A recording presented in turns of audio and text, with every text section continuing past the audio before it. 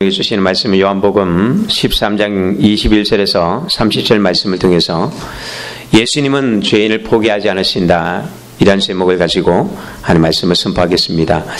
이 말씀이 선포될 때에 저와 여러분 안에 주님의 그 사랑과 은혜가 충만해지기를 예수님을 축복합니다. 오늘 본문의 이야기는 예수님께서 제자들과 마지막 만찬을 보내는 그 순간의 이야기에 유다의 배반에 대한 이야기가 기록되어집니다. 이미 예수님께서는 유다가 자신을 팔 것이라는 것을 이미 알고 계셨습니다. 그런데 그 마지막 날이기 때문에 예수님의 마음은 이 유다를 향해서, 다른 제자들도 그렇지만 유다를 향한 예수님의 마음이 얼마나 애틋하고 또 간절한지가 오늘 성경에 보면 그 모습을 알게 되었습니다. 그런데 이 예수님의 마음을 유다가 알지 못하는 것이죠. 결국은 예수님께서 이렇게 그의 발을 씻겨주고 그에게 떡을 찍어다 주고 또 그를 향해서 자신의 모든 것들을 그렇게 내어주었지만 유다는 끝내는 예수님을 거절하고 예수님을 곁을 떠나가게 되는 것을 봅니다. 오늘 여기 나오는 유다는 가룟 유다이죠. 예수님의 제자에는 유다가 2명입니다.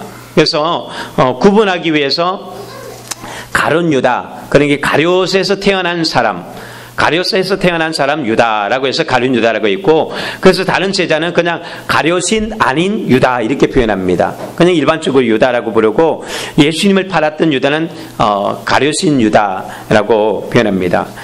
이 유다는 예수님의 사랑을 많이 받았던 제자 중에 한 사람입니다. 특히 12명 안에 들어갔다는 것만 해도 이거는 굉장합니다. 수십억 인구 중에 예수님이 12제자로 뽑혔다라는 것만 해도 이것만큼 큰 영광이 어디 있습니까? 물론 그것을 모르는 사람에게는 별것 아닐 수 있지만, 그러나 우리가 이것을 하나님 나라의 관점에서 보면 이건 정말 어마어마한 것입니다.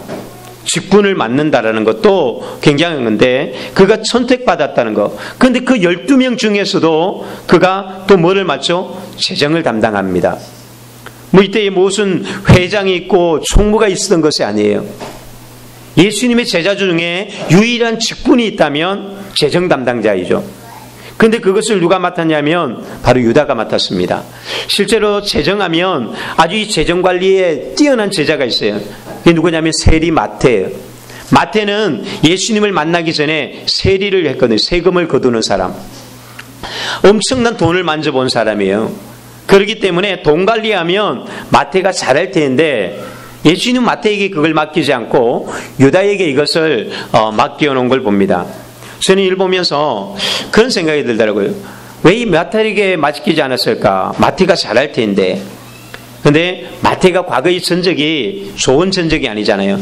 돈 세탁하고 남의 돈을 갈취하다 보니까 이런 돈이 좀 만지다 보면 그런 것이 습관이 혹시 나오지 않을까 해서 그럴 수도 있겠다라는 생각을 하게 됐습니다. 어쨌든 이 귀중한 직분을 이 유다에게 맡겼다는 거예요. 여러분, 재정은 실제로 그냥 맡기는 게 아니거든요.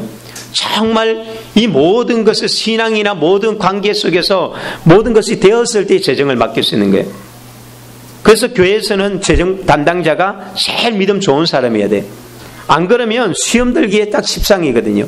이거는 세상에서 어떤 보는 재정관하고 틀리기 때문에, 어떤 때는요, 재정이 많으면 재정 운영하는데 안 어렵겠지만, 재정이 적을 때, 그때에 이게 어떻게 해야 되는가? 어떤 때는 목사님은 막 믿음으로 밀어붙여야 된다 하면 재정부에서는 난리가 나죠. 목사님, 현실을 보십시오. 지금 목사님 지금 돈이 없는데 어떻게 믿음 가지고, 아무리 믿음도 좋지만. 그래서 실제로 가장 어려운 게 이 재정부와 부딪히게 돼 있어요. 그러니까 그렇다고 해서 무조건 믿음으로 나간다고 해서 옳은 것은 아니에요. 그런데 이게 잘 맞아야 된다는 거죠. 현실만 너무 계산적으로 나가면 주님의 일을 할 수가 없는 게 또 주님의 일이고요. 그리고 그렇다고 해서 믿음으로만 나갔다가는 또 안 되거든요. 그런데 예수님의 제자들과 함께 가지고 있는 재정이라는 게 있겠습니까?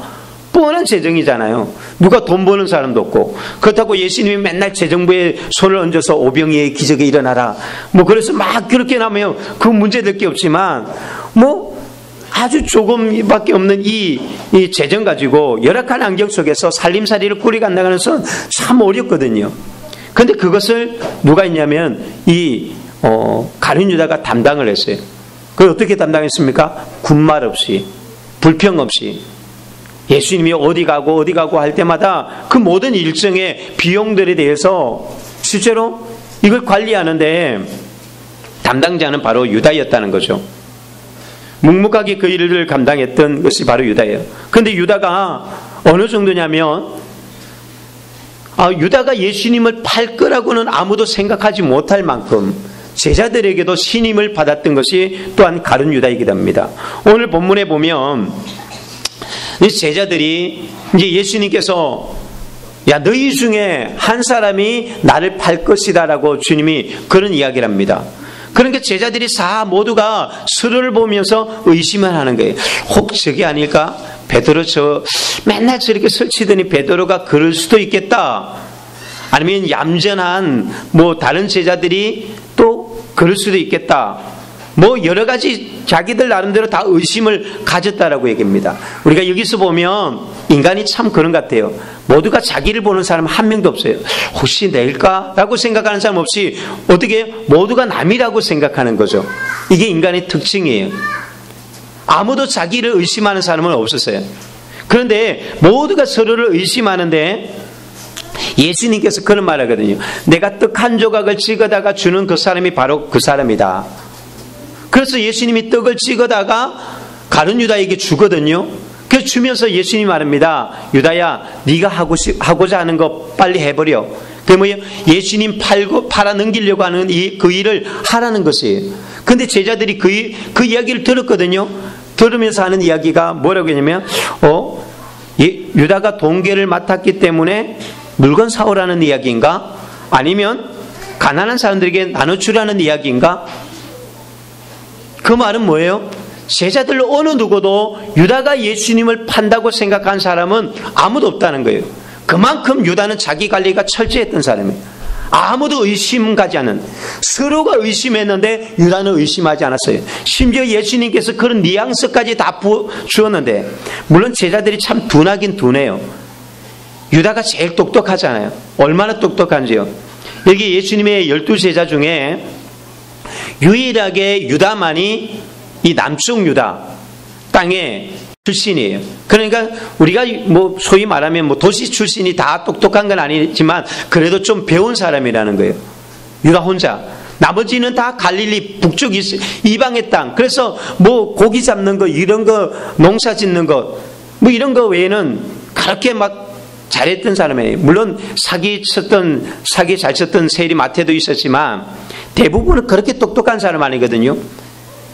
그런데 유다가 이렇게 문제없이 똑똑하였고 그래서 잘 일처리를 잘해서 어느 누구도 의심을 사지 않았던, 물론 예수님은 다 알고 있었습니다. 유다가 한때는 돈을 설쩍설쩍 했거든요. 예수님은 그걸 다 알고 있는 거예요. 이때에 무슨 감사를 했던 것도 아니지만 예수님은 알고 있어요. 그런데 감사를 하기 아니니까 제자들은 다 유다가 잘한다고만 생각했던 거죠. 똑똑하니까. 그런데 또 우리가 유다가 또 좋은 모습을 보면 뭐가 있냐면 그는 혼자 유일하게 남쪽 유다 출신이에요. 나머지는 북쪽 이스라엘 출신인데, 북쪽의 갈릴리 출신인데 예수님이 주로 어디서 활동했냐면 북쪽 갈릴리 중심을 가지고 활동을 했다는 거예요. 그러다 보니까 가룟 유다는 항상 고향에서 집으로 갈 일이 거의 없죠. 그런데 나머지 제자들은요, 그래도 고향 가까이에서 어떤 때는 자기 고향 마을에 가서 예수님이 전도도 해주었어요. 그런데 유다는 자기 고향에 가지 않았거든요. 어떤 때는 베드로가 장모가 아프다 그러니까 예수님이 베드로의 장모의 집에 신방까지 가서 장모에게 손을 얹어서 병도 고쳐주잖아요. 그런데 유다에게는 이런 혜택도 없어요. 그럼에도 불구하고 묵묵하게 주님을 따라간 거예요. 그러니까 다른 제자들보다 얼마나 성실하고 얼마나 정말 예수님을 따르는데 잘 따랐습니까? 그런데 이랬던 유다가 어느 날 갑자기 마음이 변화됐다는 거죠. 마음이 바뀌기 시작한 거예요. 그러면서 그가 좀 우리가 마음이 바뀌면 어떻게 돼요? 모습이나 행동이 삐딱해지게 되잖아요. 아이들도 그렇지만 어른들도 마찬가지로 마음이 떠났다 싶으면 이미 그때부터 달라지는 거예요. 태도가 달라지는 거예요. 물론 제자들은 모르지만 예수님은 다 아는 거예요. 언제부터 달라졌느냐? 예수님께서 십자가 이야기를 꺼낼 때부터 유다가 달라지기 시작하는 거예요.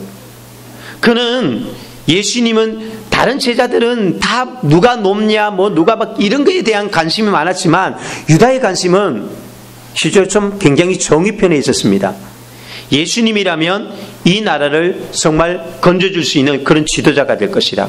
내가 그런 소속 모실 수 있다면 그건 영광이다. 내가 그분을 위해서 나의 삶을 드리는 것은 참 좋다. 다른 제자들과는 생각이 틀렸어요. 그러니까 유다가 제자들 보면 아유 좀 무식한 놈들, 아유 쟤네들 자기들 배부를 것 생각하고, 그러니까 이게 유다는 그 제자들과 어울리고 싶지 않은 수준이 안 맞는 거예요. 유다는요 정의편에 있었던 사람이에요. 그런데 예수님께서 어느 날 갑자기 십자가 이야기를 하는데 죽는다 그런 이야기를 하는 거예요. 내가 고난받다가 죽는다. 그런데 유다가 이걸 보니까 뭔가 좋은 느낌이 아닌 거예요. 민족을 위해서 막 투쟁해 나가서 저 로마와 싸워서 어떤 이기게줘야 하는 어떤 그런 뉘앙스가 아니라 예수님의 이야기를 들어보니까 이건 아닌 거예요. 이 유다는 얼마나 똑똑해요. 이미 다 파악을 한 거예요. 제자들은 그게 물인지 기름인지 뭔지 모른 채로 제자들은 그냥 좋다 하고 이제 막 주님 나라가 임한다 막 그냥 그렇게 떠 있지만 유다는 그렇지 않아요. 굉장히 계산적이고 냉철한데, 그런데 그때부터 재기 시작하는 거죠. 예수님이냐 저 종교 지도자들이냐. 그는 또 알고 있었거든요. 종교 지도자들이 예수님을 죽이려고 하는 것을 알고 있는 거예요. 그러고 보니까 지금 이 두 이야기가 딱 섞여 보니까 예수님께서 저 종교 지도자에 의해서 죽을 것 같거든요. 저러다가 예수님이 저들의 손에 의해서 죽겠구나, 이걸 아는 거예요. 굉장히 똑똑한 거죠. 상황 파악이 팍팍 돌아가는 거예요. 마리아가 예수님의 그 발에 기름을 부을 때도 유다는 이미 계산이 다 끝났어요. 저 돈이면 얼마나 많은 사람들이 구제하겠다. 아주 계산이 빠른 사람이거든요. 똑똑해요. 그러다 보니까 어떻게 해요? 예수님이 십자가 이야기 나오자마자 자기 살 길을 딱 찾는 거죠. 내가 어느 편에 설 것인가. 예수 따라갔다가는 이러다가 아무것도 본전도 못 찾겠다. 차라리 저 세상의 권력, 저들의 권력에 힘을 조금 더 얻는 게 낫겠다. 저들과 결탁해가지고 예수는 없애버리고, 그리고는 저들과 힘을 합쳐서 그래 싸우나 가자. 민족을 위해서 싸우는 저 민족을 생각하는 차라리 저들이 낫겠다. 예수보다는 저들이 낫겠다 생각해서 돌이키기 시작하는 거죠. 그런데 그것이 처음에는 잘 드러나지 않았어요. 마음속에는 막 있었던 것이 어느 날 이제 표면적으로 드러났던 게 언제냐면은 마리아가 예수님의 발에 기름을 부을 때에, 바로 그때 이제 유다의 이 속마음이 탁 드러나는 거예요. 마리아가 예수님의 발에 부었더니 뭐라고 얘기하죠? 야, 저거 아깝게 왜 예수님께 부어? 가난한 사람에게 주어야지. 이 조용했던 유다가 그때부터 입에 말이 나오는 거예요. 한 번도 그 전에 유다가 무슨 말을 하는 것도 나오지 않아요. 제자들과 섞여서 그런 이야기도 하지 않습니다. 그런데 그때부터 그에게 뭔가 예수님에 대해서 심기가 불편함이 드러나는 거죠. 예수님께 드리는 게 아깝다라는 생각이 들기 시작합니다. 유다가 은 30에 예수님을 팔았거든요. 근데 은 30 때문에 예수님 정말 팔았을까요? 아니에요. 은 30 생각했으면 예수님 따랐습니까? 차라리 그 머리 가지고 돈벌이 했으면 혼실 더 많이 벌었죠. 은 30에 예수님을 팔을 그런 존재가 아닙니다. 그런데 유다가 이제 예수님께 드리는 그 기름이 아까워지기 시작한다는 마음이 들기 시작합니다. 이게 변심이죠. 어느 날 그것이 뭔가 계산이 깔리기 시작하면 이미 이 관계가 멀어진 거예요. 여러분들이 주님과의 관계도 마찬가지예요. 주님 앞에 드려지는 시간이나 물질이나 이런 것들에 대해서 막 기쁘다가 어느 날 귀찮아 계산되기 시작하고 그러면 이미 주님과는 관계가 멀어진 거죠. 이런 사랑의 관계, 좋은 관계에서는 이런 게 없는 거거든요. 유다는 한 번도 이런 것에 대해서 계산하신 적이 없어요. 비용이 얼마나 들든지 뭐 어떻게 되든지 그냥 성실하게 그냥 주님 밀어준 거예요. 왜? 내 자신이 모든 걸 맡겼거든요. 자기의 가정과 친척과 이런 것들을 포기하고 정말 다른 제자들은 조금 혜택을 누릴 때에도 그 혜택 못 받아도 잘 이겨나갔던 거예요. 그런데 그가 주님의 이런 부분에 못마땅해 하기 시작하는 거죠. 그러면서 십자가에 다가가면 갈수록 예수님께서 점점 더 십자가 이야기를 노골적으로 막 내뱉을수록 이 유다의 마음은 심기가 불편해지기 시작하는 거예요. 왜 자꾸 저 이야기를 하는 거지? 저 이야기를 하는 거지? 제발 그 이야기 좀 하지 마. 막 듣기 싫었던 거예요. 그런데 어느 날 유다의 마음속에 13장 2절에 보면 마귀가 벌써 시몬의 아들 가룟 유다의 마음에 예수를 팔려는 생각을 주었다라고 해요. 이미 어느 순간에 언제 들어왔는지 마귀가 이 유다의 생각 속에 예수를 팔아야 되겠다는 생각이 싹 들어온 거죠. 예수님의 십자가가 불편해지기 시작하는 어느 순간이었습니다. 언제 들어왔는지 이미 벌써부터 들어오기 시작한 거예요. 그리고 그는 예수님의 이 마지막 예수님이 이걸 알고 유다를 향해서 끊임없이 계속해서 말씀하지만 유다는 거절해버립니다. 예수님께서 유다가 자신을 팔 것에 대해서 이야기를 했거든요. 여기 발을 씻겨줄 때부터 제자들에게 말합니다. 너희가 깨끗하지만 다는 깨끗하지 않다. 이는 누가 자기를 팔 자를 이미 아심이라. 다 깨끗하지 않다. 이미 여기서 경고했잖아요. 그리고 오늘 21절에도 보면 너희에게 이르노니 너희 중 하나가 나를 팔게 될 것이다. 예수님이 두 번째 경고했어요. 그리고 세 번째 또 말합니다. 지금 단 몇 시간, 그 한 시간 안에 예수님께서 유다를 향해서 계속해서 말합니다. 더 깊게 마지막에는 내가 떡 한 조각 주는 사람이 바로 그 사람이다. 여기까지 갔어요. 그리고 떡을 한 조각 찍어서 줍니다. 그리고 유다야 네가 할 일을 속해라. 결정해라는 것이죠. 유다야 네가 내 편에 설 것인가 아니면 떠나갈 것인가 이제는 네가 결정해야 되는 때이다. 바로 그것을 주는 순간에 그는 주님을 떠나서 나가버리게 됩니다. 참 안타까운, 우리는 가룟 유다를 생각하면 마음이 너무 안타까운 거예요. 왜? 예수님께도 신임을 받았을 뿐만 아니라 그가 얼마나 충성을 했습니까? 얼마나 헌신했습니까? 그런데 그것이 의미가 없어졌다는 거죠. 그렇게 평생을 바쳤는데 그리고 마지막은 어떻게 됩니까? 자살로 끝내버리잖아요. 그러니까 더 안타까운 거예요. 우리 인간의 역사는요, 태초부터 지금까지, 아니 주님 오실 때까지 인간의 역사는 배반의 역사예요. 아담과 하와가 바로 그 에덴 동산에서 하나님의 약속의 말씀을 약속했던 계약을 깨뜨리고 그때부터 인간은 어떻게 배신하기 시작하면서 지금까지도 앞으로도 인간은 끊임없이 배반하는 것이 인간의 특징이기도 합니다. 그러기에 오늘 나오는 이 유다의 이야기는 남의 이야기가 아니라 저와 여러분의 이야기일 수가 있는 거예요. 우리도 충분히 배반자가 될 수 있고 우리도 바로 어느 순간에 주님께로부터 등을 돌릴 수도 있다는 것입니다. 남의 이야기가 아닌 거예요. 그래서 예수님은 유다가 떠나가고 난 뒤에 다음 주에 나오는 이야기에 보면 너희들도 나를 부인할 것이라고 이야기를 합니다. 유다만 그런 게 아니라 다 똑같다라고 이야기하는 거예요.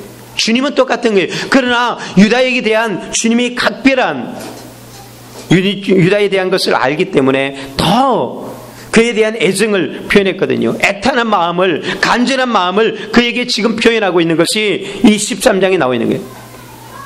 오늘 우리는 이 본문을 통해서 먼저 기억해야 할 것이 하나님은 우리를 끝까지 사랑하신다는 이야기입니다. 이게 13장 전체의 주제예요. 요한이 이 13장을 시작하면서 이 13장 1절에 그렇게 말하지 않습니까? 예수님께서 세상에 있는 자기 사람들을 사랑하시되 끝까지 사랑하신다. 이렇게 해놓고 예수님의 사랑이 뭐냐? 그걸 보여주는 게 가장 먼저 나온 것이 발을 씻기는 사랑이잖아요. 자신이 스스로가 가장 낮은 종이 되어서 하인의 모습이 되어서 제자들의 발을 씻겨주는 거예요. 이게 예수님이 제자들을 사랑했던 모습이에요. 그 사랑을 요한은 이렇게 표현하고 있는 거죠. 사랑한다. 얼마만큼? 자신의 모든 영광을 버리고, 하늘의 영광을 버리고 이 땅에 종의 몸으로 와서 자신의 모든 것을 제자들을 위해서 내어주는, 그것이 예수님의 사랑이거든요. 그리고 특별히 어떤 사람도 사랑했느냐? 자기를 팔자를 알고 있는, 요한복음 6장 70절에 보면 예수님은 유다를 뭐라고 표현하냐면은 유다는 마귀다라고 얘기해요. 유다를 보고 마귀라고 하면서 마귀와 같은 그 제자도 예수님은 끝까지 발을 씻겨주고 섬겨주었다는 거예요. 이게 바로 13장의 이야기예요. 얼마만큼 사랑했다고요? 자신이 낮아지기까지 사랑하였고, 주님께서 오늘 마지막에 보면 예수님께서 이 유다에게 21절에 보면 이렇게 표현합니다. 앞에서도 이야기했지만 너희 중에 하나가 나를 팔리라라고 이야기해요. 이게 뭐예요? 유다에 대한 배려 아닙니까? 유다가 스스로 깨닫고 돌아오기를 원하는 예수님, 유다에 대한 배려예요. 그래서 다는 깨끗하지 않다. 너희 중에 하나가 팔리라. 주님은 알고 있는 거예요. 아니, 주님만 알고 있습니까? 유다 자신도 알고 있거든요. 다른 유다도 알고 있고 하나님도 알고 있는 거예요. 그럼에도 불구하고 드러내지 않는 거예요. 유다를 생각해서 마지막까지 그 비밀을 지켜주는 거예요. 그런데 마지막은 어디까지 가요? 여기에 떡 한 조각을 찍어다가 그에게 주었다라고 얘기해요. 발을 씻겨주고 또한 그 중에 하나라고 또 비밀로 덮으면서도 마지막에 떡 한 조각을 주면서 그때 사단이 그에게 들어가고 떠나가게 되죠. 이게 마지막 예수님과 유다의 관계에 있었던 모습이에요. 여러분, 이 마지막 떡 한 조각이 굉장히 중요한 거예요. 왜 이 떡 한 조각이 주므로 이제 모든 관계가 끝나는가? 예수님이 포기하지 않는 사랑은 여기까지 가는 거예요. 떡 한 조각이 뭘까요? 제가 사복음서에 이 가룟 유다가 배신한다는 이야기가 다 나오거든요. 마태복음 26장, 마가복음 14장, 누가복음 몇 장에 22장, 요한복음 13장에 이렇게 쭉 나와 있는데 계속 살펴보면서 이게 뭔가 발견한 게 뭐냐면 이 13장 3절에 보면 저녁 먹는 중에라는 이 단어가 나오거든요. 저녁 먹을 때, 근데 이때의 저녁은 정말 그냥 저녁 드셨을 때예요. 근데 만찬이, 성찬식이 아니었어요. 근데 보니까 저녁 먹고 나서 식사 후에 제자들의 발을 씻겨주시고, 그리고 뭘 하시죠? 성찬식을 하세요. 가룟 유다가 떠나가고 난 뒤에 예수님이 실제로 성찬식을 하는데, 오늘 이 장면, 내가 떡 한 조각을 적셔다가 주는 장면이 뭐냐? 성찬식의 시작이에요. 지금 성찬식이 시작되는 시점에 예수님은 가장 먼저 누구에게 주냐면은 이 가룟 유다에게 이 떡을 주고 있는 거예요. 그게 뭐예요? 자신의 살과 피를 이 유다에게 던져주는 거예요. 유다야, 내가 너를 위해서 죽는 거야. 나는 너를 위해서도 죽어. 이게 예수님이 가룟 유다를 위해서 줄 수 있는 최후의 사랑이에요. 자신의 모든 것을 주는 것이죠. 그런데 그것을 유다는 어떻게 합니까? 거절해 버렸다는 것입니다. 이것이 가룟 유다의 비극이기도 합니다. 그는 얘 내내 오면서 이 너희 중에 하나가 나를 팔리라고 했을 때에 다른 제자들이 이런 말입니다. 오늘 본문에 안 나와 있지만 다른 성경에 뭐라고 했냐면은 제자들이 그렇게 말합니다. 주님, 나는 아니지요. 나는 아니지요. 그때 가룟 유다도 또 동일하게 이야기해요. 주님, 나는 아니지요. 근데 주님 말입니다. 바로 너다라고 얘기해요. 주님은 유다 자신이 네가 회개해야 돼. 네가 회개해야 돼. 너 알고 있잖아. 유다는 자신이 알고 있지만 제자들에게 감쪽같이 감춰놨거든요. 근데 예수님이 너라고 이야기했습니다. 그럼에도 불구하고 유다는 거기서 자기를 돌이키지 아니하고 결국은 주님을 떠나가게 되었습니다. 여러분, 믿음이 무엇입니까? 우리가 그 8월달 내내 나눴던 이야기, 믿음이 무엇이죠? 뭐가 믿음이죠? 믿음이라는 것은 사랑을 아는 것이 믿음이에요. 이게 첫째 아들, 둘째 아들, 또한 부자와 나사로 이야기 속에서 우리가 이야기했던 게, 믿음은 뭐냐? 하나님의 사랑을 아는 것이 믿음이. 왜 날 위해서 오셨는지, 날 위해서 죽으신 사랑, 그리고 날 위해서 다시 사시고 날 위해서 다시 이 땅에 오시겠다고 하시는 그 주님의 사랑, 그것을 아는 것이 믿음의 출발점입니다. 여러분, 탕자와 맏아들의 차이가 바로 여기 있잖아요. 둘째 아들은 비록 아버지 곁을 떠났지만 그러나 그는 뭘 알게 돼요? 아버지 사랑을 알게 되었습니다. 아버지를 떠나고 나서 그가 발견했던 것이, 아버지 사랑이 이렇게 큰 것이구나 알게 되는 거예요. 어느 정도 알게 되었습니까? 내가 아버지 집에 아들이라고 말하지 않아도, 내가 그냥 이 집의 하인이어도 아버지 집에 있는 것만 해도 그냥 그 아버지의 은혜가 너무나 좋습니다. 이게 둘째 아들의 이야기예요. 그래서 그 둘째 아들에게 뭐가 주어지죠? 잔치가 벌어지잖아요. 그런데 맏아들은 어떨까요? 맏아들은 아버지 집을 떠나진 않았어요. 그냥 집에서 부지런하게 열심히 일했지만 뭘 몰랐습니까? 아버지의 사랑과 은혜를 몰랐습니다. 왜? 자기의 의와 자기의 공로만 컸던 거죠. 그래서 아버지에게 불평이 있는 거예요. 결국은 이 맏아들은 어떻게 되죠? 잔치 자리에 들어가지 못한다는 것입니다.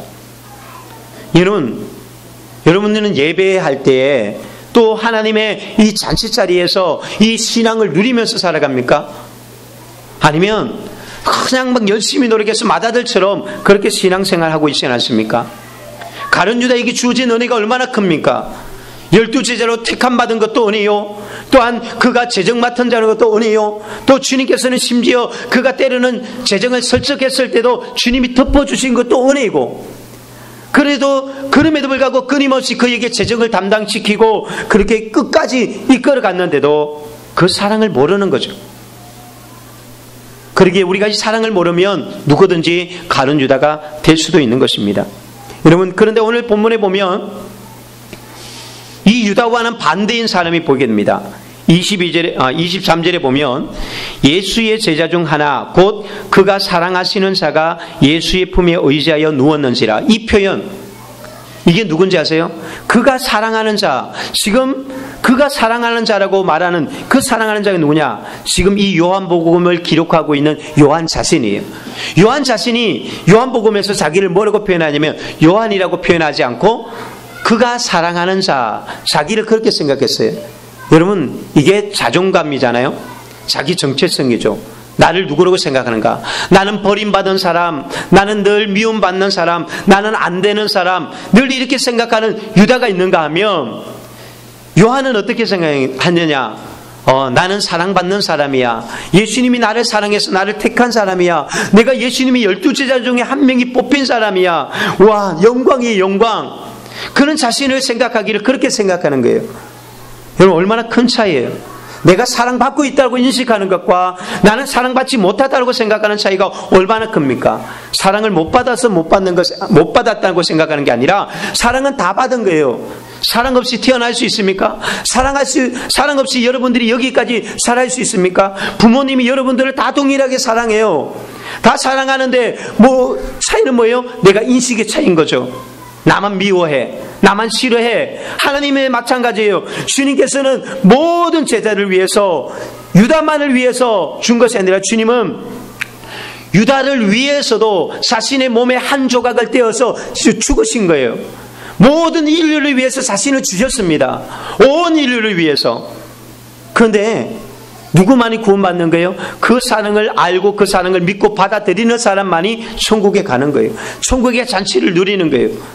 아무리 충성을 해도 이 사랑을 모르면 맏아들처럼 잔치자리에 들어가지 못하는 인생이 되어지는 것입니다. 요한은 이 사랑을 아는 자는 그럼 어떤 행동합니까? 23절에 보면 그가 사랑하는 자가 예수의 품에 의지하여 누웠는지라. 보십시오. 예수님의 사랑을 아는 자의 행동을 보십시오. 어떻게 합니까? 주님의 품에 의지하여 누웠다. 여러분, 아니 어른이 저게 뭐 하는 짓이야? 그렇게 생각합니까? 신앙 안에서 우리가 그런 찬양 부르지 않습니까? 주 품에 품으소서. 신앙이라는 것은 바로 그것이에요. 그 사랑을 알기 때문에 그 품 안으로 들어가는 거예요. 둘째 아들이 아버지 품이 그리워졌다는 것을, 아버지 품 속에 있다는 것이, 아버지의 그늘 안에 있다는 것이 얼마나 좋은 것을 알기에, 그러기에 그냥 아버지 그늘 밑에만 있어도 나는 너무나 좋습니다. 주님 성전에 문지기로 있는 것만 해도 좋습니다. 그래서 너무나 좋은 거예요. 여러분들 교회만 나올 수 있다는 것만 해도 이게 얼마나 큰 은혜인지 아세요? 그것이 감격스러워야지 예배의 잔치가 이루어지는 거지요. 아, 또 이 한 시간을 내가 노동해줘야 되는구나. 우리가 그런 마음으로 되면 언젠가는 배신하게 돼 있어요. 언젠가는 떠납니다. 언젠가는 뭔가 계산이 딱 돌아가서 인간적인 계산이 깔린 상태로 그렇게 헌신하면 그 많은 헌신들이 의미가 없는 거예요. 진정한 헌신은 사랑에서 와야 돼요. 그것이 아니라 계산이 깔린 헌신, 계산이 깔린 예배는 일시적일 수밖에 없는 거예요. 어느 순간에는 결국은 떠나가고 결국은 다 배신하게 돼 있는 게 인간의 모습입니다. 계산만 하다 보니까. 근데 요한은 어떨까요? 요한은 십자가 자리까지 쫓아가요.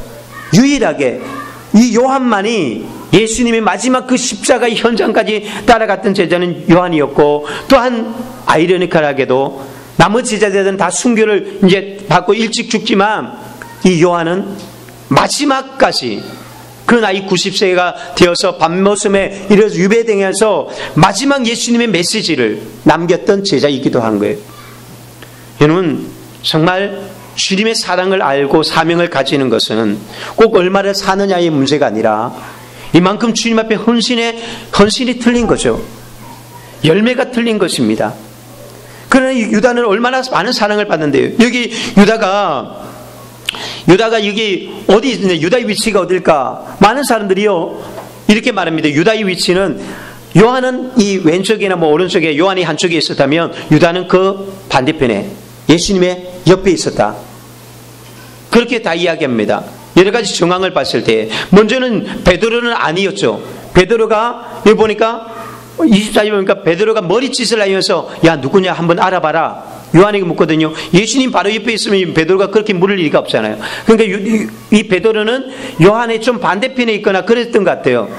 그런데 유다는 예수님께서 떡을 한 조각 쪼개다가 주실 때에 그냥 주십니다. 뭐 걸어가서 주시지도 않아요. 그리고 여기 나와 있지는 않지만 다른 성경에 뭐라고 얘기하면은 나와 함께 손을 넣는 그 사람이 나를 판다.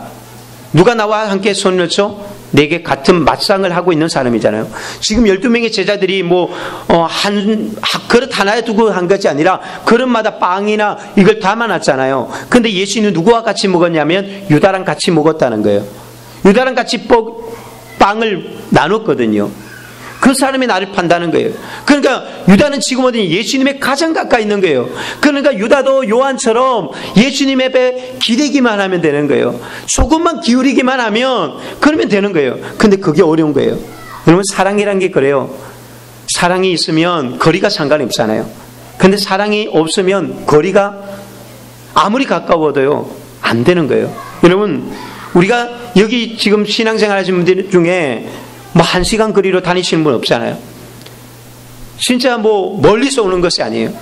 그런데 어려운 거예요. 예배가 어렵고 기도가 어려워요. 이게 뭐예요? 이게 주님과의 우리의 관계예요. 관계만 되면요 어떤 사람은 부산에서 서울도 가고 뭐 강릉에서 뭐 어디도 간다고 하는데 이 관계라는 것은 거리나 시간이나 이런 것들을 다 초월해 버리는 거예요.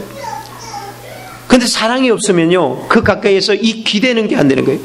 이런 거기서 유다가 조금만 몸을 조금만큼만 이렇게 움직여도 되는데 근데 그게 어려운 거예요. 기도가 그래서 어려운 거예요. 예배드리는 것이 그 사랑이 아니면 어려운 것입니다. 결국 유다는 예수님을 따랐지만 종교 제자리의 편에 권력의 편에 어디로 나가게 되죠. 충성한다고 사랑이 아닙니다. 오히려 또한 떠났다고 탕자도 아니고요. 오히려 우리가 때로는 그런 말을 많이 합니다. 열심을 내는 사람이 제일 위험한 존재다. 뭐 꼭 열심을 내는 사람들 경계를 내야 되는 부분도 아니지만 실제로는 제일 많이 그러니까 그런 거예요. 왜냐면 제일 많이 내가 충성했기 때문에 어떻게 보면 제일 어려운 관계가 되었습니다. 자기 의의가 있기 때문에 자기 공로가 있기 때문에 어려운 것이죠. 여러분 오늘 주님은 우리에게 말합니다. 나의 사랑을 받아주라. 나의 사랑을 받아들여. 그것이 발 씻기는 것이 아닙니까? 발을 씻기면서 내 안으로 들어오기를 원했습니다. 내 품 안으로. 마치 요한이 예수님의 품에 의지하여서 그 품 안에 기댄 것처럼 주님은 뭐를 원하고 있느냐? 너도 나의 품 안으로 들어와라. 나의 안에 기대라. 내가 너를 품고 싶다. 너를 안고 너를 도와주고 싶다. 너의 연약함들을 다 이해하고 용서하고 용납하기를 원한다. 왜 그 상처 속에 있느냐? 왜 너의 상처를 그대로 두고 있느냐? 유다야, 괜찮아. 네 마음속에 그런 생각이 있어도 알고 있어. 그래도 나는 너를 용납할 수 있어. 네가 나를 팔고 배신하는 마음이 있어도 난 그래도 용납할 마음이 있어. 내 사랑 안에 들어와라. 여러분, 주님의 품에 기대기를 원합니다. 주님의 그 품 안으로 더 깊이 들어가기를 예수님이 축복합니다. 우리가 두 번째로 생각할 수 있는 게 뭐냐면, 우리가 이 진리 안에 거하는 방법이면 사단의 생각을 버리고 예수님의 사랑을 받아들이는 데 있습니다. 이것이 우리가 온전히 이 하나님의 품 안에 들어가고 그 사랑 안에서 누릴 수 있는 방법이에요. 주님은 바로 이 가룟 유다에게 바로 그것을 말하고 있습니다. 이 13장 2절에 보면 마귀가 벌써 가룟 유다의 마음속에 예수님의 팔 생각을 넣었다라고 해요. 뭐를 넣었다고요? 생각을 집어넣었다. 그런데 넣었지만 아직 결정은 내가 하는 거예요. 생각은 넣었지만 아직 선택권은 유다에게 있는 거예요. 그래서 예수님께서 이것을 아시고 유다에게 뭘 하는 거죠? 유다에 말씀하시되 이러시되, 오늘 본문에도 보면 예수께서 이 말씀을 하시고 심령에 괴로워 증언하여 이러시되, 주님께서 말씀하는 거예요. 행동으로 보여주셨고요. 그리고 말씀으로 또 이야기합니다. 그 말은 뭐예요? 유다야, 너의 생각을 버리고 나의 말을 받아들여라. 그런데 유다가 어떻게 합니까? 안 받아들입니다. 결국은 오늘 여기에 27절에 보면 조각을 받은 후에 곧 사탄이 그 속에 들어갔다라고 얘기해요. 그 속으로 완전히 그냥 들어가 버린 거예요. 예수님의 마지막 사랑을 그는 거절해버렸습니다. 예수님이 주실 것은 이제 다 줘버렸어요. 내가 자신의 몸까지 다 주고 선택권 누구에게 있습니까? 너에게 있다. 이제 모든 선택권을 내가 너에게 주는 것이 마지막 떡 한 조각이었어요. 그런데 결국 어떻게 합니까? 사단이 그 속에 들어가 버렸대요.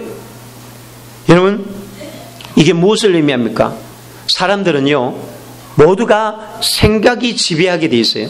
생각에 의해서 행동하고요. 생각은요, 우리 모든 삶을 지배하고 살아갑니다. 물론 모든 생각에 다 사로잡히는 것은 아니에요. 그러나 오늘 우리가 여기 보면 가룟 유다가 예수님을 판 데는 그냥 판 게 아니에요. 마귀가 그 속에 예수님을 파는 생각을 집어넣은 거예요. 이 생각이 가룟 유다를 움직이고 있었다는 것입니다. 여러분, 여기서 잘 생각해야 합니다. 사단이 우리의 생각을 지배하고 있구나. 생각에는요, 세 가지가 있어요. 자기 생각이 있고, 마귀의 생각이 있고, 하나님의 생각이 있는 거예요. 처음에는 자기 생각이 있어요. 그래서 오늘 여기 자기 생각이 29절에 보면 제자들의 생각을 보면 돼요. 제자들이 예수님께서 말씀하는 걸 보면서 제자들이 그런 생각을 하죠. 동계를 맡았으니까 물건 사라고, 아니면 가난한 에게 돈을 주라고 생각하더라. 이게 자기 생각이에요. 이건 뭐 마귀가 준 생각도 아니고 그냥 자기대로 나름대로 생각합니다. 근데 이 자기 생각은 여기서 그냥 끝나버릴 수 있는 거예요. 그런데 이 자기 생각이 지배하면 뭐가 들어와요? 마귀의 생각이 들어옵니다. 예수님께서 그래서 제자들에게 말합니다. 너희들 나를 따라오거든 자기를 부인하고 나를 따라와라. 네 생각, 너의 계획들, 이 모든 건 내려놔야 된다. 근데 가룟 유다는 맨 처음에 자기 생각을 끝까지 내려놓지 않았어요. 예수님이 그렇게 가르쳤지만, 그렇게 하나님 나라의 일들을 대해서 이야기했지만, 그러나 자기 생각을 내려놓지 못하니까 예수님의 십자가가 거절이 되는 거예요. 거부감이 생깁니다. 그러니까 어떻게 해요? 주님의 말씀이 거절이 되니까 뭐가 들어오는 것이죠? 마귀의 생각이 들어옵니다. 그래도요, 마귀의 생각이 들어왔을 때까지만 해도 괜찮아요. 문제는 뭐예요? 사단이 그 속에 들어갔을 때는 달랍니다. 그때는 이제 내가 스스로를 통제할 수 없는 거예요. 귀신이 내 안에 들어와 버리면 내가 통제하지 못하니 그걸 귀신 들림이라 그래요. 사울이 미쳤을 때에 사울 왕이 미친 행동을 하고 그렇게 다윗을 죽이려고 했을 때가 언제냐? 악한 귀신이 사울 왕에게 들어갔을 때예요. 그때는 자기도 자기 통제를 못하는 거예요. 그런데요, 생각 있을 때에는 나의 선택입니다. 여러분, 에덴 동산에 와서 보십시오. 사단이 어떻게 인간을 타락하게 했는지. 마귀가 아담에게 하와에게 들어가서 역사하지 않았어요. 맨 처음에는요, 마귀가 주변에서 하와야 그냥 말만 메시지만 넣으면서 하와의 생각을 막 바꾸기 시작하는 거예요. 너 그렇게 생각하니? 너 정말로 그게 일리가 있다고 생각해? 너 의심이 가지 않아? 그 생각이 틀려서 네 생각을 바꿔. 근데 하와가 여기에 대해서 어떻게 하죠? 오케이. 하나님의 말씀이 아니라 마귀의 말이 자기 생각을 지배했을 때에 그는 어떻게 하죠? 선악과를 딱 먹은 거예요. 그 순간 어떻게 되죠? 사단이 그 속으로 들어가는 거예요. 공중권세 잡은 자가 이 땅을 합법적으로 지배하기 시작해요. 이제부터는 너는 내 것이야. 왜? 내 명령을 따랐기 때문에. 우리가 주님의 명령을 따르는 사람을 그리스도인이라고 말하고 사단의 명령을 따르는 사람을 바로 불신자라고 해요. 누가 우리를 지배하고 있습니까? 여러분들의 생각을 내가 지배합니까?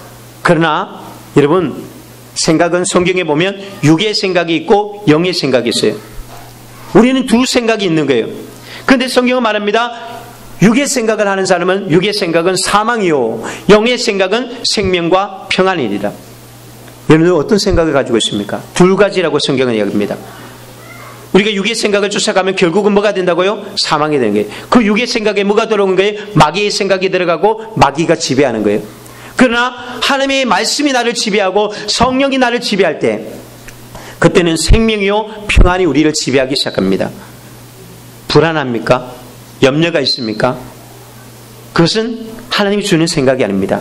그런데 마귀의 생각은요, 오늘 우리의 생각이 하기 시작하면 우리의 행동이 달라지거든요. 그래서 갑자기 이상한 행동을 하면 왜 그렇습니까? 생각이 달라졌으니까. 잘 나가다가 갑자기 아니야, 나 못해. 왜 그렇습니까? 생각이 바뀌었다는 이야기예요. 그건 뭐예요? 우리의 생각이 뭔가 우리를 지배하는 거예요. 사람들은 그래서 그 말이나 행동들이 그 생각에 의해서 막 바뀌는데 자기가 자유롭게 하는 것 같지만 절대 그렇지 않아요. 자유롭지 않아요. 우리는 무엇인가에 사로잡혀 있어요. 우리의 모든 사람들이 거의 대부분이 사로잡혀 있는 게 있죠. 지름신. 아세요? 여러분들 그 신을 잘 숨기고 있죠.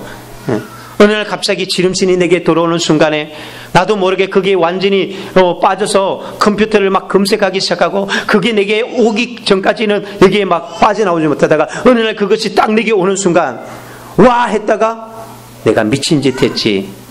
내가 무슨 생각으로 이걸 샀지? 제가 가끔 그렇거든요. 그래서 참 돈이 아까울 때가 있어요. 그게 뭐예요? 뭐 때문에 왔죠? 오늘 내 생각이 들어왔는데 그냥 온 게 아니에요. 광고 때문에 왔죠. 세뇌가 된 거예요.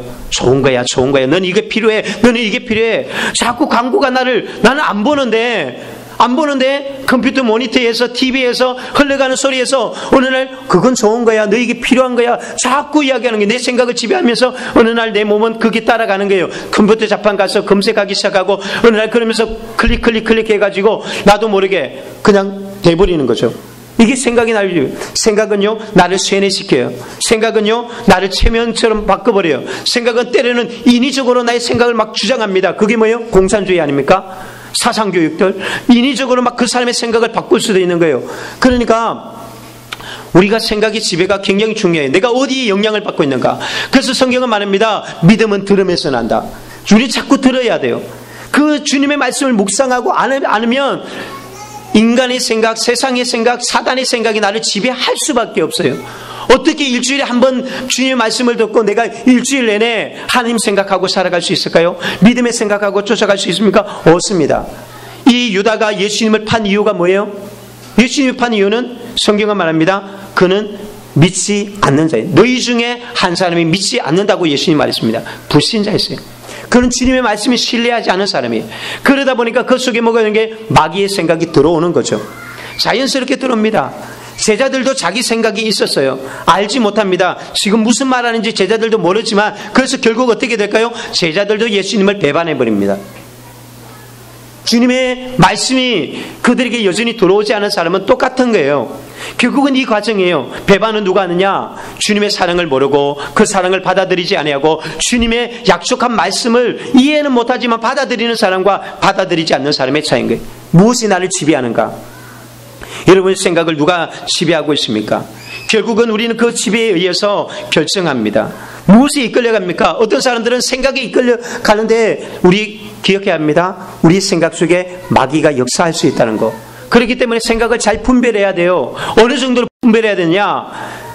믿음의 말을 했다가도 바로 마귀의 말을 할 수 있다는 거예요. 그게 바로 베드로 아닙니까? 마태복음 16장에 보면 주는 그리스도시요 살아계신 하나님의 아들입니다 고백했다가 돌아서자마자 마귀의 이야기를 합니다. 예수님 십자가에 죽으면 안 됩니다.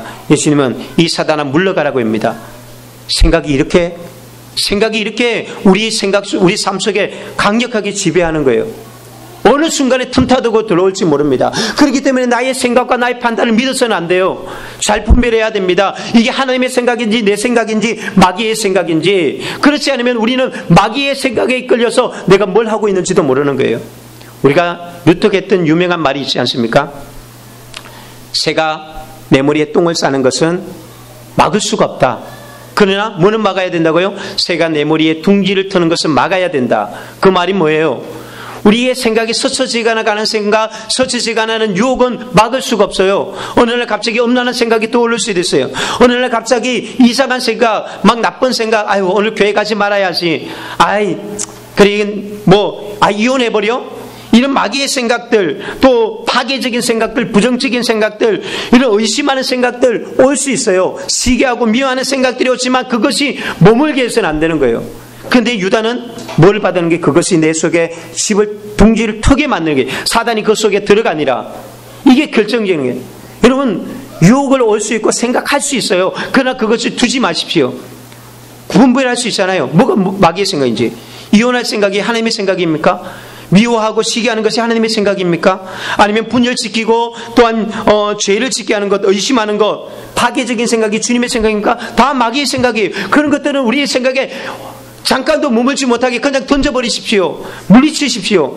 그리고는 주님의 생각이 올 때에 생명과 평안과 살리는 것과 사랑과 이해와 용서와 소망과 꿈과 힘과 용기들, 이거 다 하나님이 주시는 생각이에요. 내게 꿈을 주고 소망을 주고 힘을 주고 긍정적인 생각을 만들어주고 내 삶을 일으키는 바로 그 생각, 그것을 아멘 아멘 하고 받아들이라는 거예요. 주님의 말씀은 아멘으로 받고 사단의 생각은 물리치라는 거예요. 그때에 비로소 주의 성령이 나를 지배하고 이끌어가게 되었습니다. 여러분 바로 이것이 이 유다가 결국은 이 과정이죠. 오늘 우리가 가장 마지막에 나와 있는 그게 결론이 뭐였죠? 유다가 그 조각을 받고 곧 나가니 밤이르라. 곧 나가니 밤이르라. 이것은 바로 시적인 표현이죠. 언어적인 표현이에요. 곧 실제로 그 날이 밤이었지만 지금 요한이 뭐를 이야기하는 거예요? 나가니 밤이더라. 주님을 떠나면 밤인 거예요. 빛을 떠나면 어둠이 오는 것입니다. 예수님을 떠나면 사단이 오는 것이에요. 예수님의 사랑을 거절했을 때에 사단이 그 속에 들어갔다. 빛을 거절했을 때에 어둠이 그 얘기를 지배하기 시작했다. 여러분 지금 여러분들이 여기 있는 것이 은혜라는 것을 기억하십시오.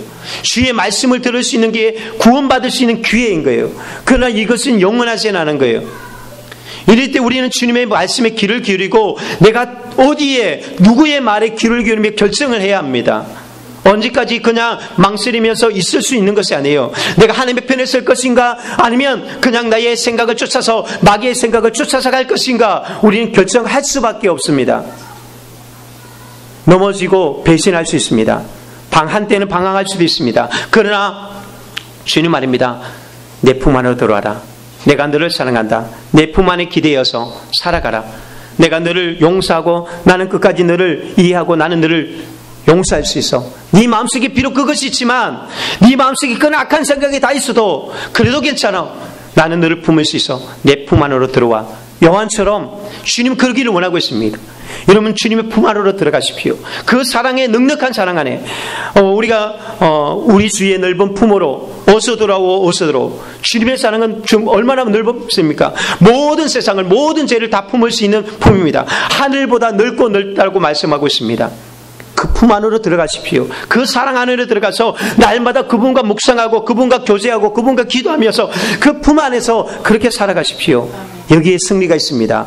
그럴 때에 우리가 빛 안에 거하게 되어지고 생명 안에 거하게 되었습니다. 이 축복이 저와 여러분 안에 있기를 예수님을 축원드립니다. 아멘.